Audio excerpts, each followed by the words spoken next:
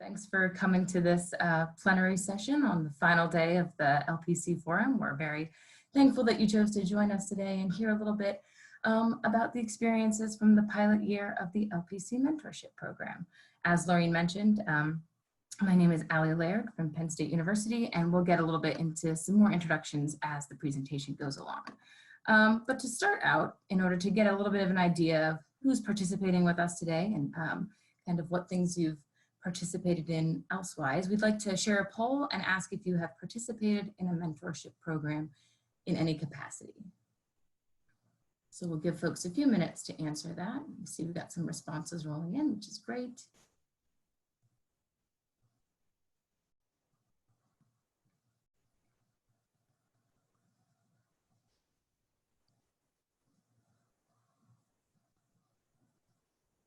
We'll give it just a minute or two more because it looks like folks are still answering, and then we'll share out the results with everyone.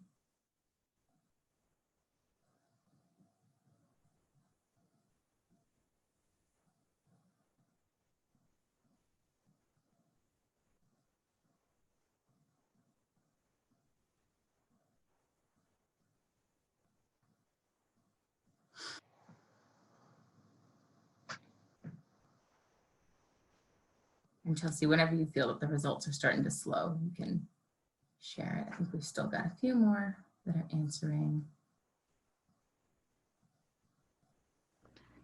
Got a few more, but it's definitely plateauing. So I think I'm going to go ahead and end it unless. Perfect. Everyone. All right, here we go. All right, great. Yeah, so not shockingly, quite a few have done some type of mentorship program internal to the university, and the other largest group are doing mentorship in their professional society or organization, which are some of the more popular ones.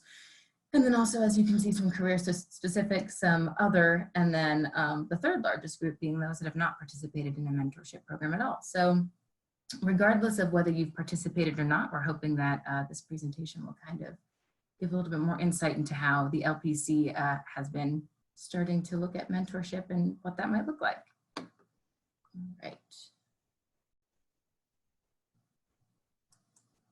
All right, so we're going to move along, and I'm going to just give a little bit of a background of the LPC mentorship program, what it entails, what the program looks like, and then we'll move on from there.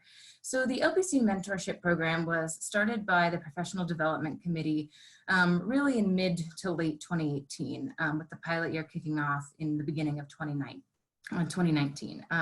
This past year, I've served as the chair of the the Professional Development Committee, which administers the mentorship program, and I was on the committee as well the year prior when we started this program. Really, the goals for this program came out of a lot of discussions that the community was having around a desire for additional benchmarking and community building and connections across other library publishing programs.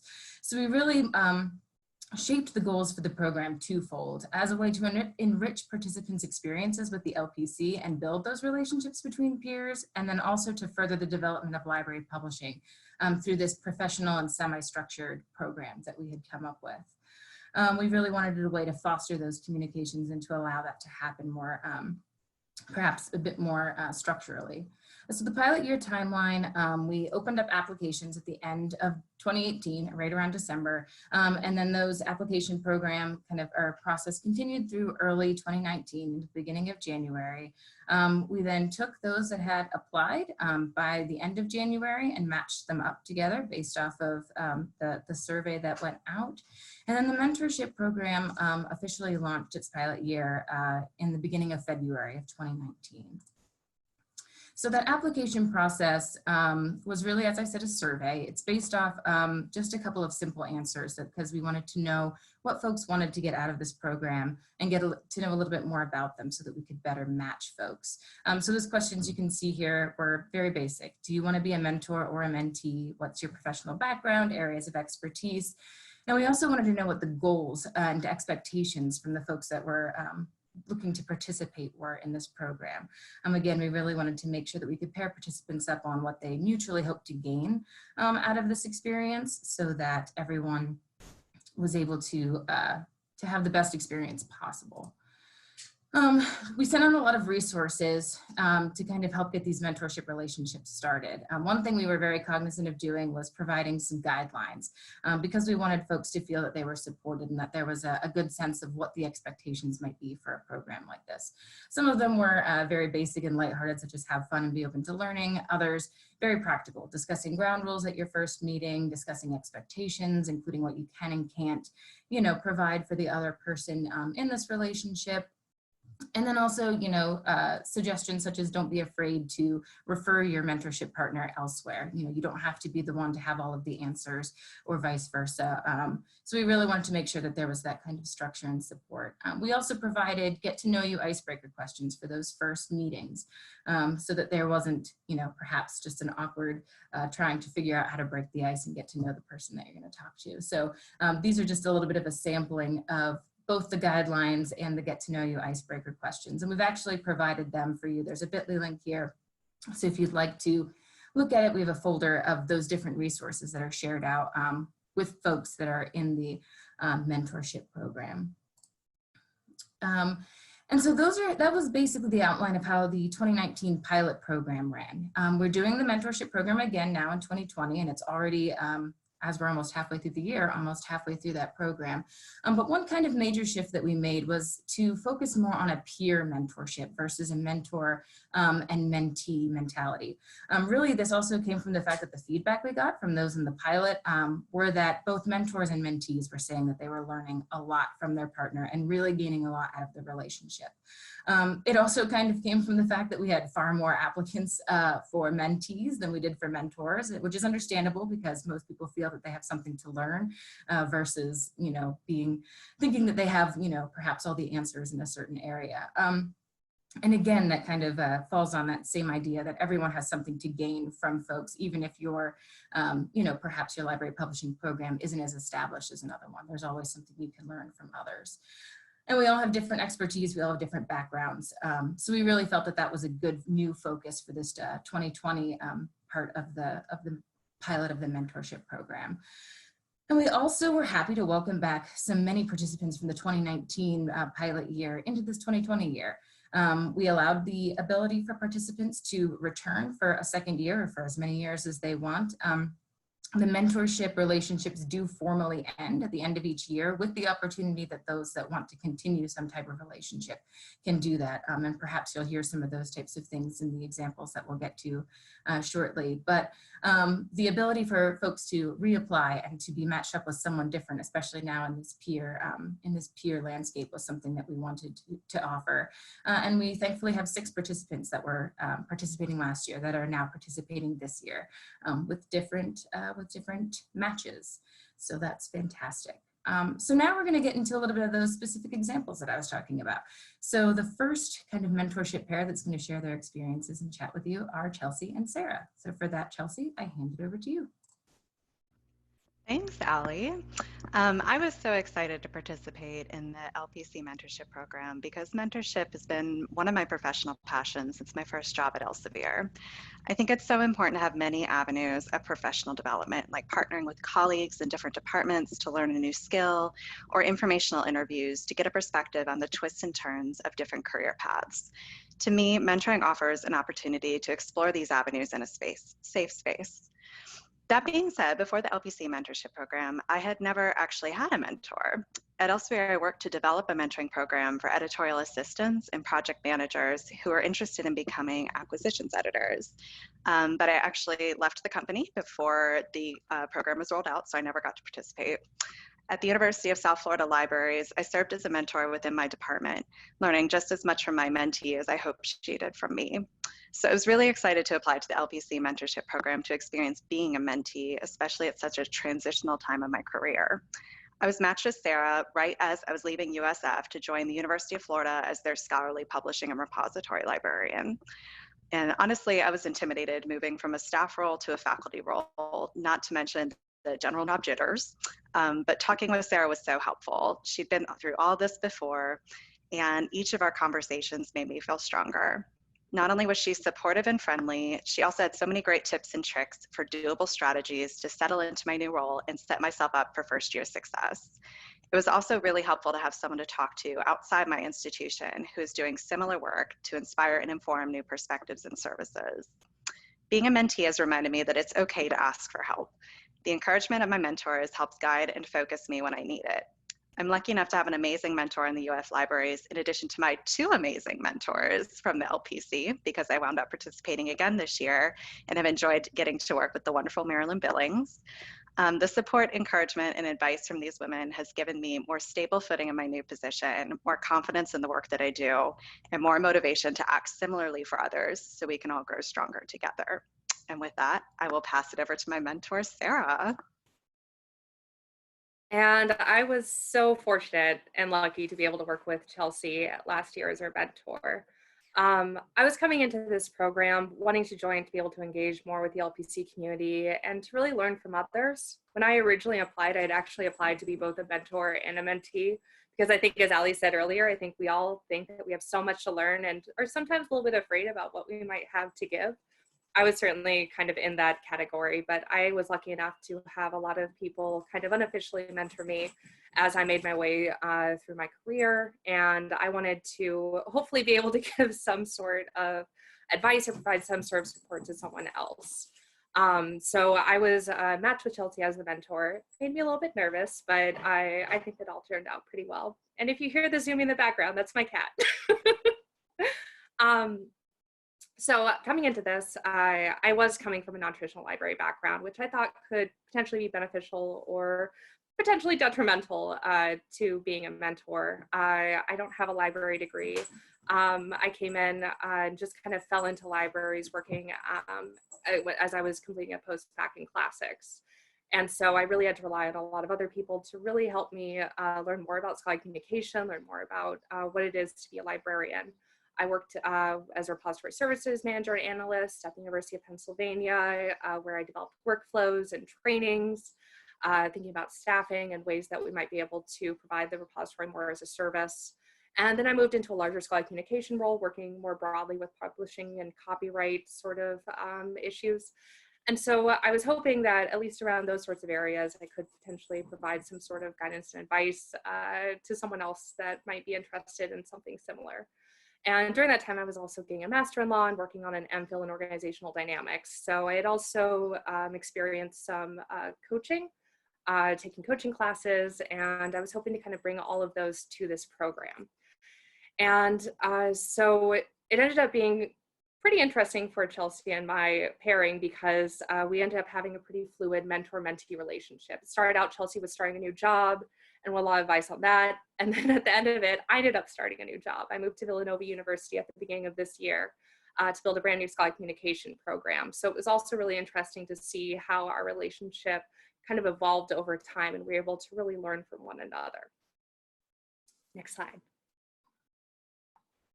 And so we employed a much more structured sort of strategy to our mentoring relationship. I was very relieved when we matched and had very similar shared interests along things that I felt like that I could really provide some mentorship around. And that was really around institutional repositories, scholarly journal management, and Chelsea and I also really enjoyed kind of nerding out about strategic planning and organizational dynamics. So it was really nice to take that part of my background and be able to kind of apply it to our relationship, provide readings, that sort of thing.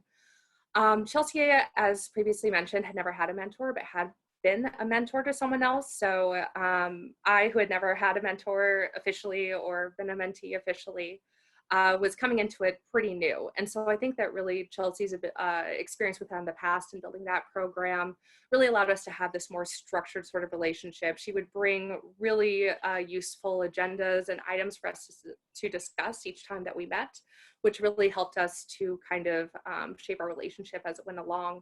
We did start out a lot more general because Chelsea was starting a new job, and but as we kind of went along, it became more specific and we worked on more actual items, which she'll tell you more about in a minute.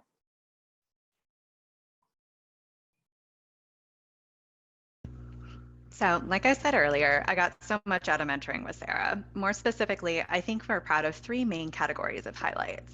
First, advice. Sarah gave me lots of great advice on starting a new position, including strategies to attempt to overcome imposter syndrome. She also had a lot of great suggestions for planning a sustainable first year of work, because you can't just fly out of the gate doing everything, which I got to throw back at her when she started her job. Second, examples of work. On our calls, both of us frequently shared examples of the work we're doing in IRs and other scholarly communication services, as well as examples from other institutions that we thought were interesting. We also talked about our experiences in strategic planning. I got a lot of great experience with strat planning as an acquisitions editor at Elsevier, and I also helped my department at the University of South Florida Libraries come up with an initial plan for its first year after the department was created. And as Sarah said, she had tons of experience strategizing IR services at Penn, as well as from previous roles. So it was really useful to kind of think through all these examples as we thought about where we wanted our own work to go in the future. And finally, actions. It was really useful to have somebody to keep us accountable. This was sometimes something really simple, like keeping our CVs current or no negative self-talk. Sometimes it was something much bigger. At Penn, Sarah had created, implemented, and analyzed a university-wide survey to get a feel for what IR and ScholComm services were needed, wanted, and wished for. We talked a lot about this survey, and I was inspired to adopt it for UF so I could learn more about the needs of the new community that I would be serving. With Sarah's help, I implemented the first rounds of the survey at UF late last year. I think I can speak for both of us when I say that working together has been helpful, inspiring, and fun. We were really excited to try to meet in person for the first time at this year's forum, but we'll just have to look forward to doing that sometime in the future. And in the meantime, we continue to check in on the phone when we can, and we're still happy to have each other's support when needed, even if these days support takes this form of stress relief and sharing about our sourdough starters and our shrub recipes. Wonderful. Thank you so much, Chelsea and Sarah. And now we're going to move on and hear from Ian and Jody. So I will pass it off to Ian.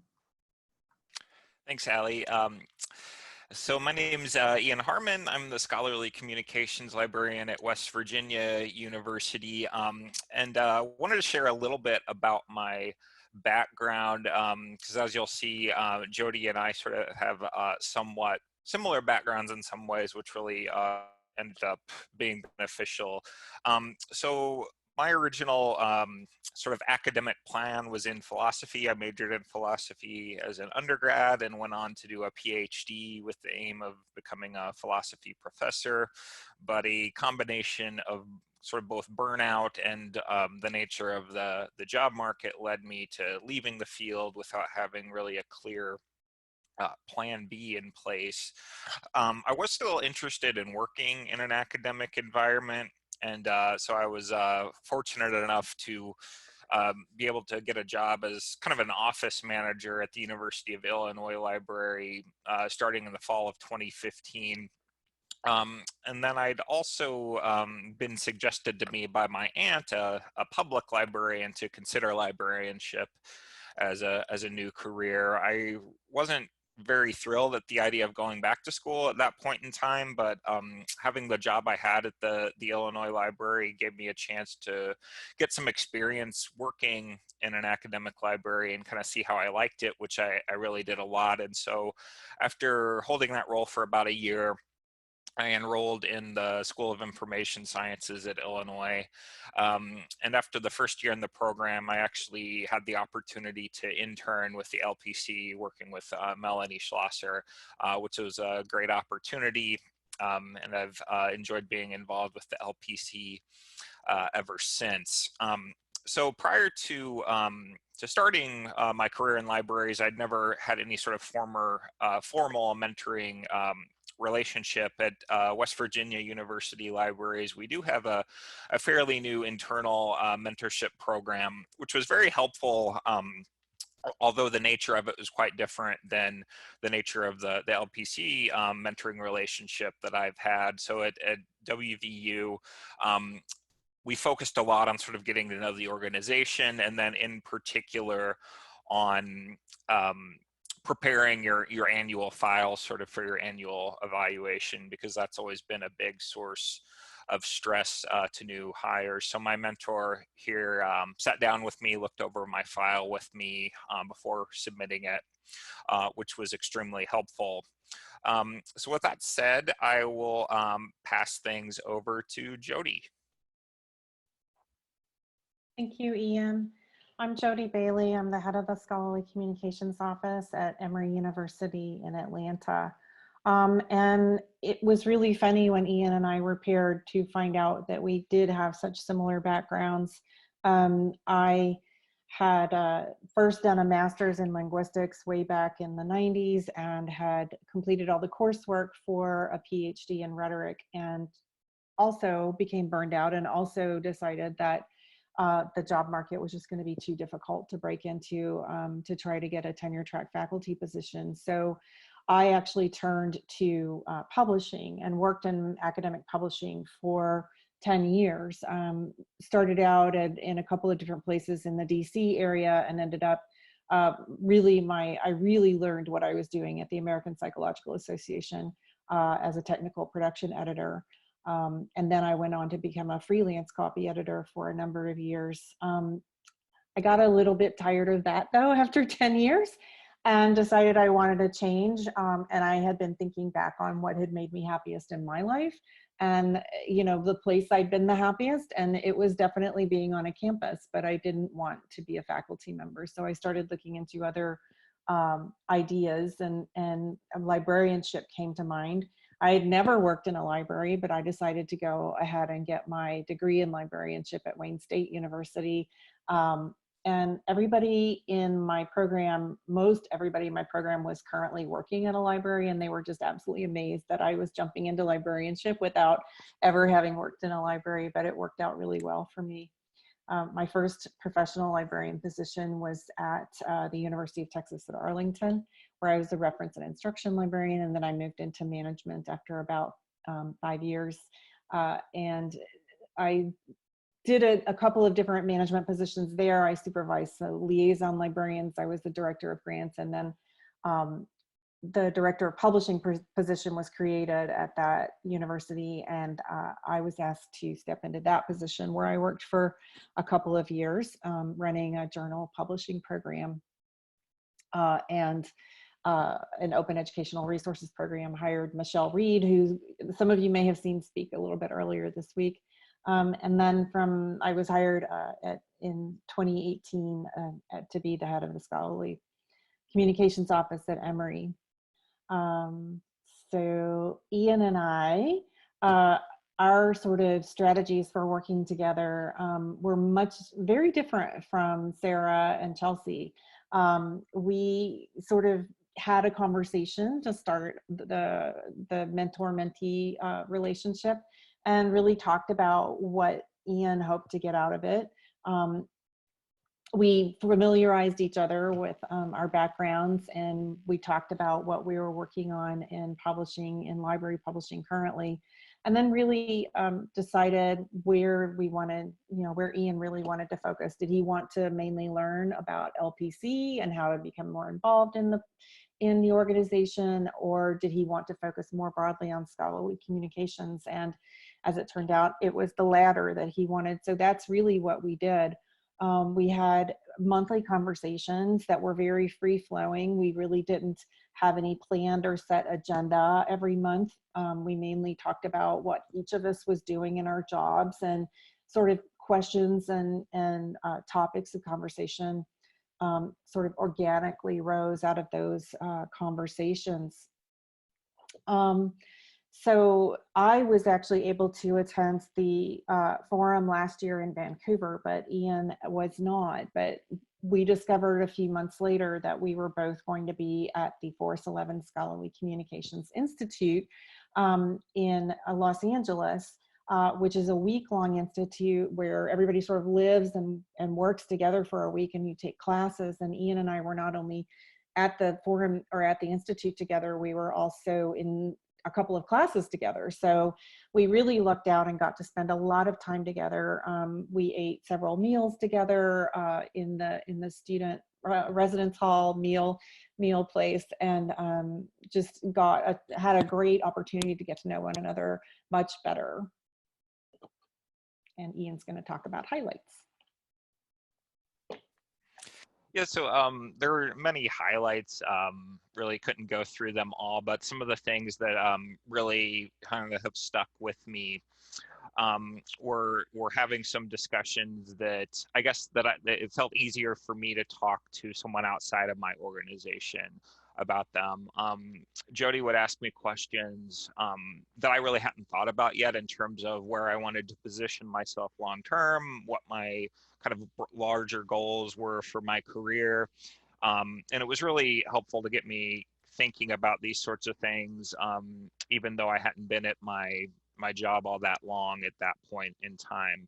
So so we talked about, how to position myself potentially for a supervisor position in the future, what it would entail to talk to library leadership about creating other positions, creating a scholarly communications unit or office. I'm currently in the research services office at WVU, and so most of or really everyone else in that department's a more traditional reference librarian, where they have liaison relationships with different academic departments. And so so I'm sort of the lone kind of full-time scholarly communications person at my library. And so I've thought a little bit about, and it's been really helpful to talk with Jody about how that could change later on.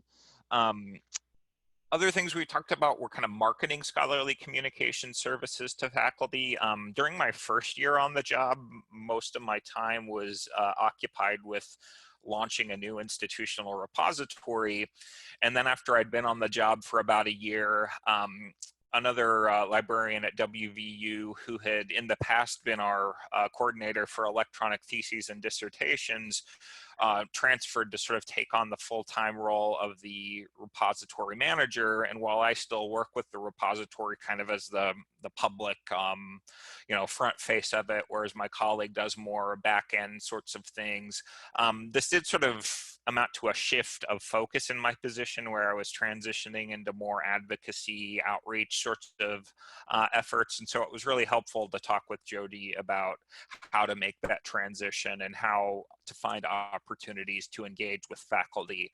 And then related to that, and something I mentioned earlier, was really kind of emphasizing the importance of working with my colleagues who are liaison librarians, and how to kind of ensure that we were, coordinating together and kind of bringing them into the scholarly communications outreach efforts. That I wasn't there to compete with them in terms of their relationships with faculty, but how can we work together to serve their departments?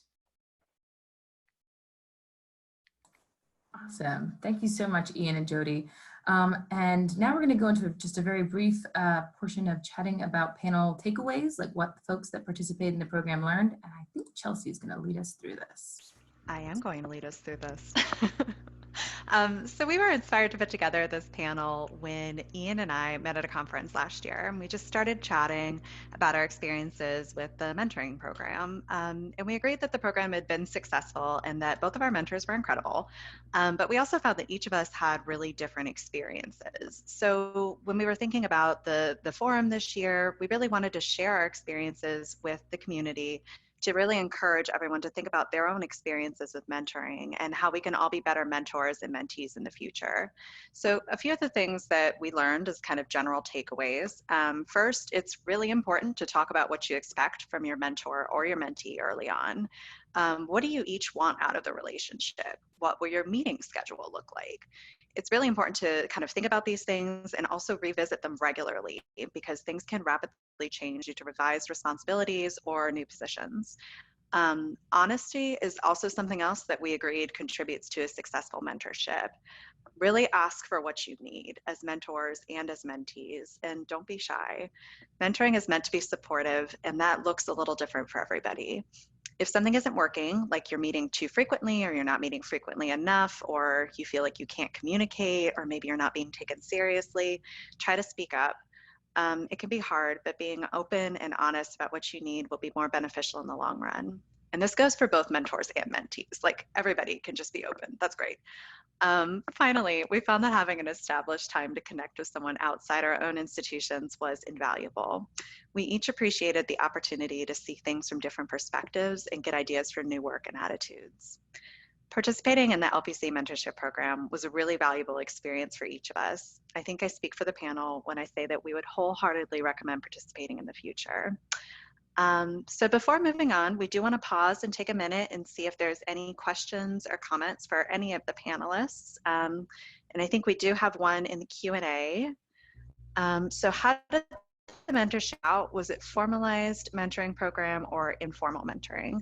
Not sure if this is about the LPC mentorship program at large or about somebody's individual experience, but Allie, maybe it would be interesting to kind of hear about how the LPC mentorship program was started. You could start there. Yeah, absolutely.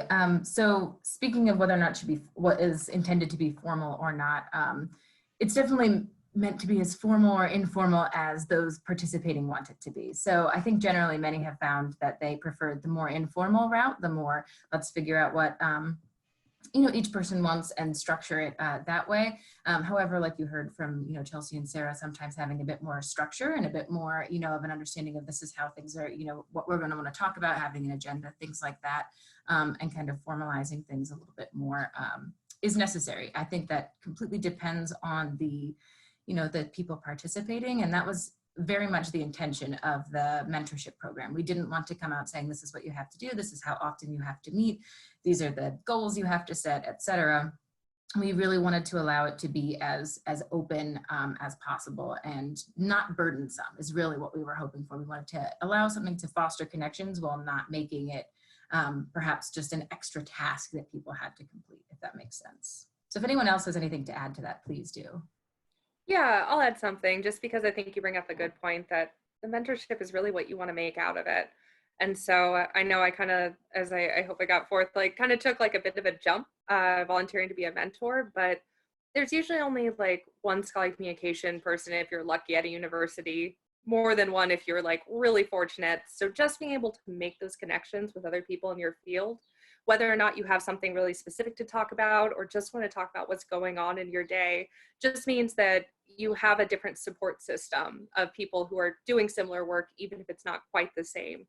And this was just such a wonderful way to really allow for that to happen. And so Allie and Chelsea, everyone else has said, like, it's really something you need to establish at the beginning. And so I think that the initial questions and icebreakers and everything else that we were provided when we started this mentorship program was something that I think really helped us springboard into having a successful mentorship program just across the board.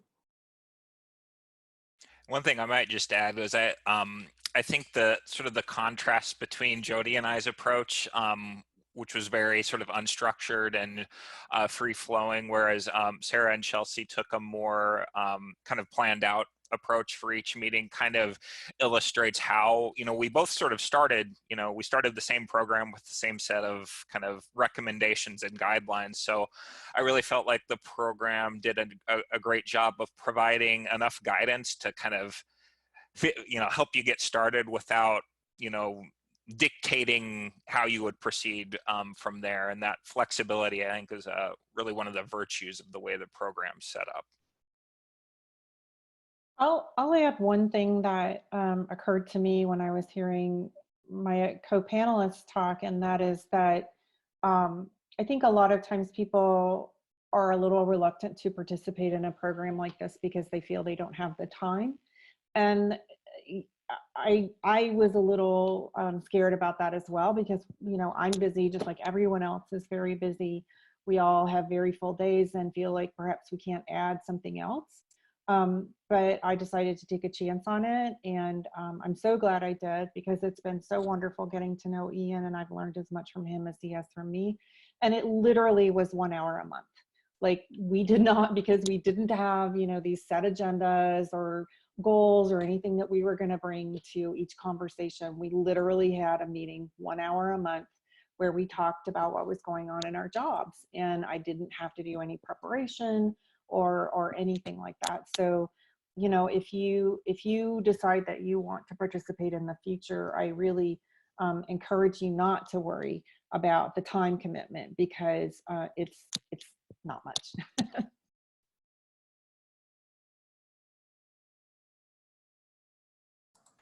Just So I as see a quick, there's, oh, I was going to say the exact same thing you are, Ian, to follow up on the comment of flexibility.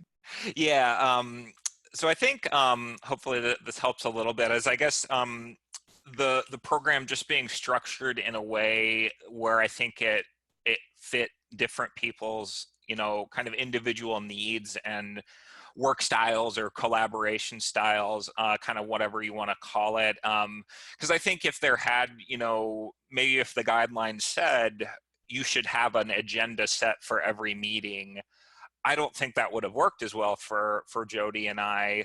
But at the same time, you know, there wasn't a prohibition on creating agendas, you know, if that's what works for you.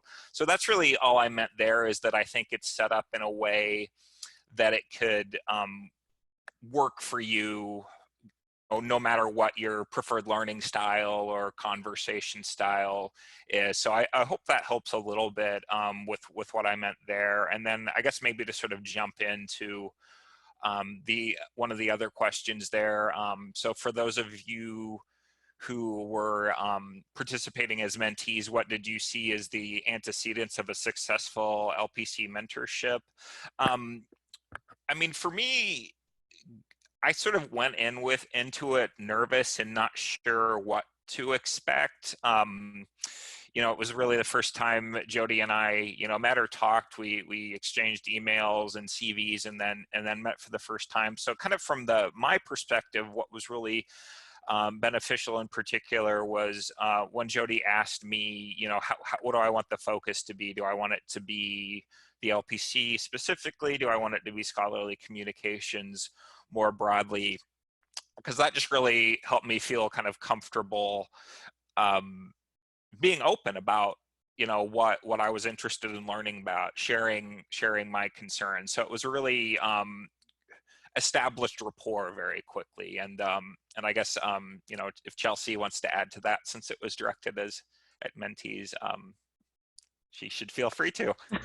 Thanks, Ian. I think that's a really interesting question, because when I was kind of starting to participate in the program, I really just wanted somebody to talk to, you know, like I'm kind of slowly building up my community as I'm an early career professional. So I was really just interested in kind of building a relationship with somebody who was a little more grounded and kind of knew what had been going on. So I think I really got that with Sarah. But something that I think is also kind of interesting is just to really think about how we do define like mentoring, like, because before this had happened, I would say that I had like more casual mentoring relationships with a lot of people in the community. It doesn't necessarily have to be somebody that you're sitting down with and talking to at length, you know, on a regular schedule. Like maybe they just share something about their program and they, you know, take a little bit of time to do that just once. Like that can help you kind of think about your own work. And to me, I think that is somebody who would be acting as a mentor. So there's another question that came in that is kind of on the flip side for mentors. Did you feel that did you get any training on mentorship? Have you ever participated in a mentorship program before as a mentor? And how did you manage any bumps, if there were any, you know, along the way? And I can add a little bit to that on the end, the bumps part, after you guys share. Sarah, do you want to go ahead? Yeah, sure. I can start with this one. So I think I mentioned I hadn't had any training as a mentor, which kind of made me nervous to start on this, but I did feel moving kind of into mid-career that I had had enough experiences to hope that be able to impart, you know, some help or some support upon someone else. And I think part of the beauty of this program is how well we were prepared based on our interests. So it is a bit of like a jump going into it. I had, however, had some training. I took a coaching class. And so I honestly used a lot of materials from my coaching class to kind of bring to it. And also I was a manager, so I'd been kind of trying out a little bit of some mentorship and coaching kind of strategies as we set forward in here. And for ours, because it was so structured, you know, I kind of knew beforehand what we were going to discuss. We were discussing a lot of things like that I think I told Chelsea 1,000 times, like, I'm not sure if this is, you know, the same across the board, but here are my experiences. And so I think it's also just having an understanding that as a mentor, like I knew I wouldn't be like the all-seeing eye. I wouldn't be able to tell you everyone's experience. I would be able to speak for, you know, across the board, but I just saw my role as being there to support Chelsea. And that might mean that I had to look up information after to send her. It might mean that I didn't know the answer and I'd tell her straight up, or all I could do is tell her my experience. But I think that that's the thing, is that you are in a relationship where you're working through things together. I see the mentor as being the one to really try and provide the support, and the mentee being the one to bring kind of what they want to talk about. So it is, I found it just to be a give and take relationship, if that makes sense. So there was the question that we are working on now, and then there was another one that also asked me as a mentor, what did I get out of the relationship? So I want to be sure to address that. So I'm going to start with that. What I really enjoyed about meeting monthly with Ian was talking to someone outside of my institution. It helped me, because at my previous institution, I had not participated as a mentor or a mentee. So it really helped me to get a different perspective on the inside workings of an institution that was not my own. Ian and I also found out that our institutions had some similarities. You know, it wouldn't be obvious at first because he's at a large public institution, I'm at a smaller private institution, but there were definitely several things that we noticed that were similar. One of them being that West Virginia University has a medical school, as does Emory. And so this was the first time I had worked at an institution with a medical school, and I hadn't, the closest thing we had to that at my former institution was a nursing school. So being at a university with such a much broader program around health and healthcare, at Emory we have a med school, a nursing school, and a public health program school, helped me. You know, we talked about those kinds of things on a few occasions. I also say what I got out of it is, I think like most librarians, I love helping people and I love talking to people, and if I can help them, it's something that I get a great deal of pleasure from. And we're all in a helping profession after all, right? So I think most of us kind of feel that way. So it just really was pleasurable for me to talk to Ian and hope that I could give him the benefit of some of the insight that I had gained over my 10 years with the experience as a librarian. Let me go back here 1 second. The other question disappeared. It went to the answered column. Let me just make sure there's nothing else. I did not have any training on mentorship. I had never participated in this program before because this was the inaugural year. And Allie said, I think she was going to speak to managing bumps. So I will turn it over to Allie.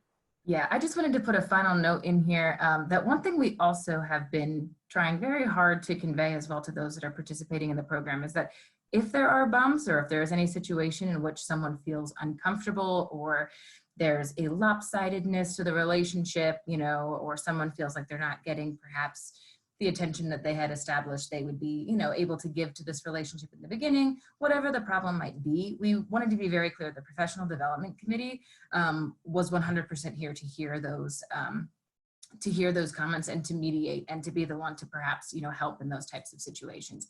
The good news is we didn't have any of those in 2019. And the exciting thing is that many of, I would say most of the people that participated, especially in 2019, have awesome success stories similar to the ones you're hearing now, which is great.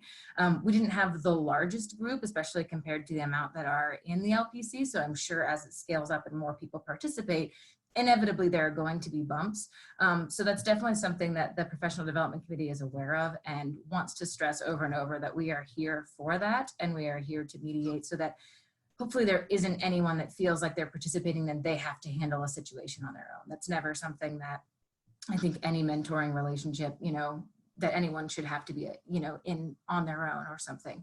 So while, we haven't, while this is a new program and we're still iterating the different resources and things that we're giving out, we also want to make sure that there's a ton of support.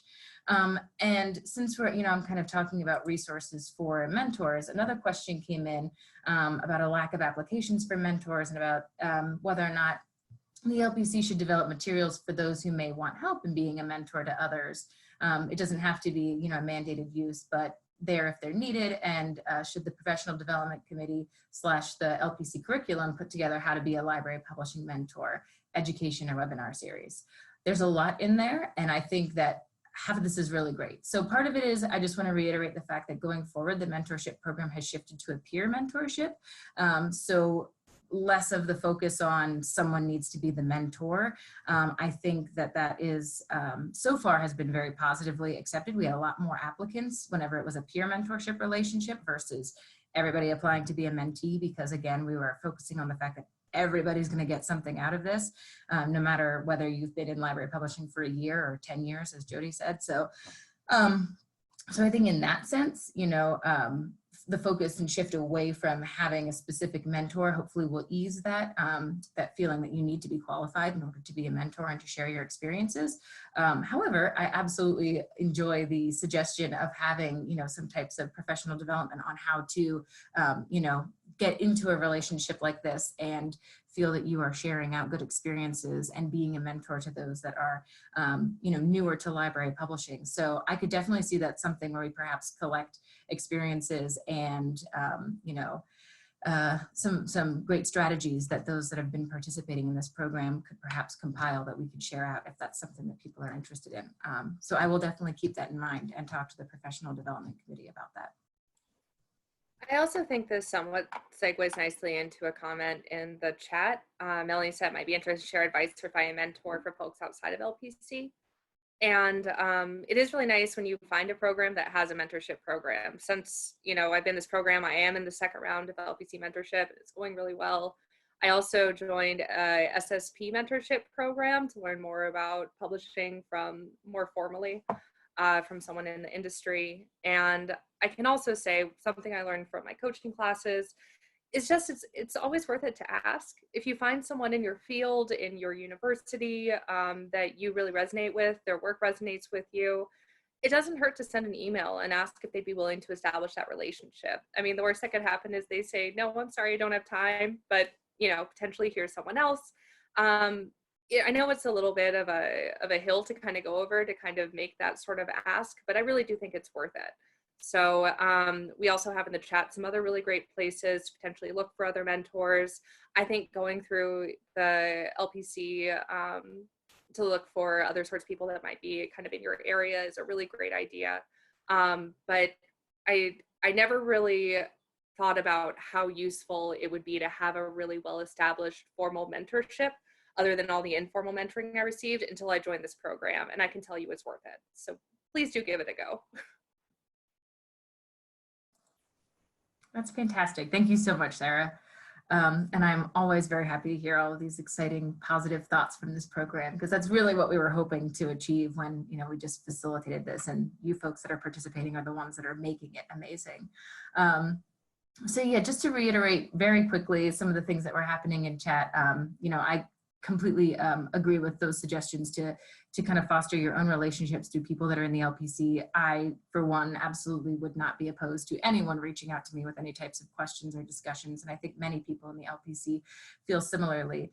So there are some good suggestions in there, especially since Melanie Schlosser just clarified that this LPC mentorship program is right now designed for those that are members of the LPC.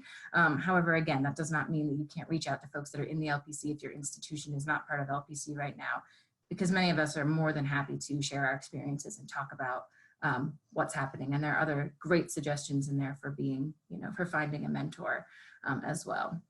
There was one final question that Laureen asked that we can, I think, address very quickly, and then we'll move on to our final part of our session. So the question was, is there a possibility for the LPC mentorship program to align with the newly forming LPC Diversity, Equity, and Inclusion Committee to create mentoring opportunities tailored to invite and support folks from diverse backgrounds. And I would say, as you know, I'm rotating off of the professional development committee this year. However, I think that's a fantastic idea. It's something that I believe Melanie has already chatted with, that Melanie and I already chatted about. If not, it's familiar to me because it's something that I've already thought about as well in a different way. So yes, I think that I can't make any, you know, yes, we're doing this right now kind of thoughts or statements, but it's definitely something that's very exciting. And I think we could absolutely find opportunities for mentorship to kind of spread out across different parts of the LPC. Anyone else have any other final thoughts before we move into our final part of the session? Agree more. I just want to leave us all with these questions. If you find that you're thinking about them and you want to ask more or want to learn more, please do reach out to us. I mean, I'm sure we have our information here so that any of you can reach out to us with additional questions or comments. I believe we have a short link for the LPC Mentorship Program information page on the LPC website if you want to read more and find out more about the program. We'll be updating that page as we go into the next year's mentorship program. So that's a place you can go to find more information about this. And again, another plug for our bit.ly link with those mentorship resources. Any other final comments? I'll say I'm really glad that this is being recorded because I think there's some amazing ideas coming in through the chat and we have a record of them. So thank all of the participants and the folks who've attended today for contributing your ideas and contributing to the discussion, as it were. We really appreciate it. And I just wanted to chime in and say thank you so much to all of our speakers today. This has been a really great session and I think we have all appreciated a lot, and hearing your experiences has been really illuminating. So thank you all for that.